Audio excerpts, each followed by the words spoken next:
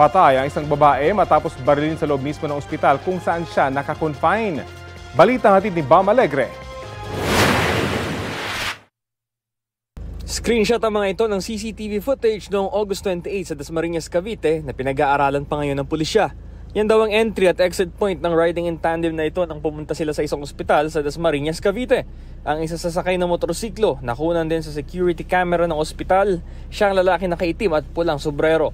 Siya rin ang suspect sa pamamaril ng isang babae na nasa loob ng ward ng ospital. Sa investigasyon ng pulisya, nasa ospital ang babae matapos barilin noong August 22. Talagang pinaplanuhan po ng mga suspect at may galit po siya doon sa biktima. Ang biktima kasi is dating nagbibigay ng impormasyon to sa ating mga otoridad pagdating sa mga illegal activities sa kanilang barangay.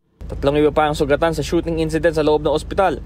Ang nanay ng babaeng binaril, ang security guard na tinamaan sa braso, pati ang isang babae na natamaan ng bullet shrapnel sa paa.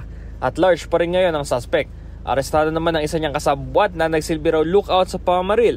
Nakunan din siya ng security footage habang nagmamatsyag sa ospital bago ang pamamaril. Mayroon po tayong 3 suspect po. Yung nahuli po natin, kasama din po siya sa nagplano at siya po yung driver ng getaway vehicle ng gunman. Kasalukuyan pa po yung pag-follow up operation po sa dalawa. Ito pong nahuli natin.